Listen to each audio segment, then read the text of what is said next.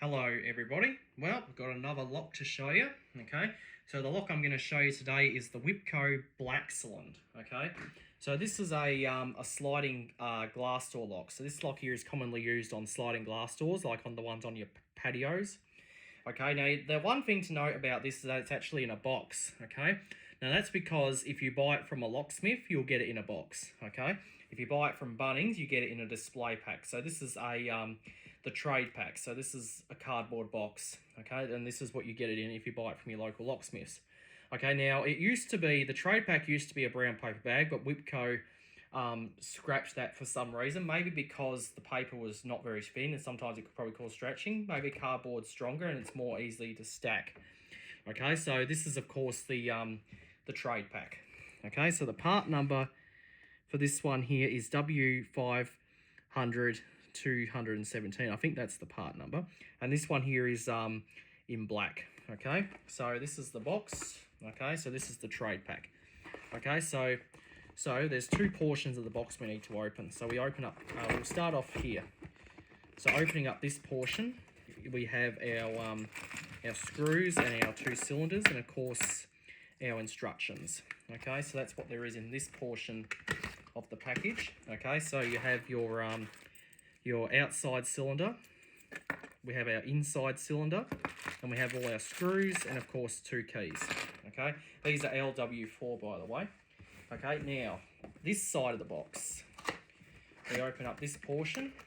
Okay, and we have our outside handle, our inside handle, and of course our striker plate. Okay, and that's all there is in the box. Okay, so this is what you get in the box. Okay, so we have our screws, our two cylinders, our two keys, the outside handle, the inside handle, and of course, oops, the striker plate, which apparently falls apart in your hand. Okay, so this is a sliding aluminium glass door lock. Okay, so this lock is commonly found on sliding aluminium glass doors. Okay, so there's the instructions there. So this one here is black. They do come in primrose, white, and brown, I think. Okay, so to put the lock on the door is quite easy. Okay, so when you have your door, you'll have 3 holes in the door. So you would have 1, 2, 3. 2 would be for these 2 posts. 1 would be for your tail piece to go through. Okay, so to put the lock together, to put it in, you simply just put the cylinder in, like so. You'd put that in there like that, if you can see. Okay, this can be suited for left or right-handed, so this would be, where it's on here there, that would be a right-handed lock. If you were to do it this way, this would be a left-handed lock. So you got so left or right, depends on which way you put the lock on the door. Okay. Okay, and this is die cast, by the way. It's not plastic. I always thought they were plastic, but they're actually die cast. Okay, so you put that in there. Okay, in the bag here you see these. You have these little parts here. They're your cylinder retainers. Okay, and 2 screws. Okay, these 2 black ones. So you put one of those in there, and that will hold the cylinder in. Okay, so once you've got your cylinder secured, you would put this through the door, and then you need to measure, see how far you need this, and then you would cut it to length. Okay, so that's the outside. Now on the inside, okay, this part here comes off.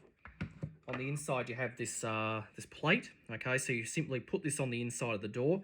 On the back you have your 2 holes, so you would have 3 holes, so 2 for the screws, 1 for the tail. So your tail piece would go in there from the outside. It would basically just, fit in there like so. Okay, and be sure you cut it to the correct length, because if you cut it too long, it'll be hard to move, and if you cut it too short, it can malfunction. So be sure you put that in there correctly. All right. So once you got this plate on the door, you use the 2 screws. It's the 2 long metal screws. They include different ones depending on your door thickness, I think. Okay, but it's 2 long metal screws. So you put the 2 long metal screws in. You can always cut them down if they're too long. Okay, you just put those here and here, and that will hold this on the door. Okay, once you got that secured, okay, you would put the inside cylinder in like so, and you'd use another one of the retainers to hold that in place. Okay, and then what you do is you put this on the top here, and you use your 2 screws here and here, and that will hold this together. Okay, and of course for the striker plate, to install this, you mount this on the frame, okay, depending on which way your door is, okay, so it suits both left and right-handed doors, okay, and this would basically just, you know, secure into there. Okay, it is adjustable, so you pop this on, you put 3 screws here, 1, 2, 3. Then what you do is you put this cover over the top, and then you put 2 more in, 2 here and here to hold this together, and you can also put two more screws in, so you can hold it on with 5 screws if you want.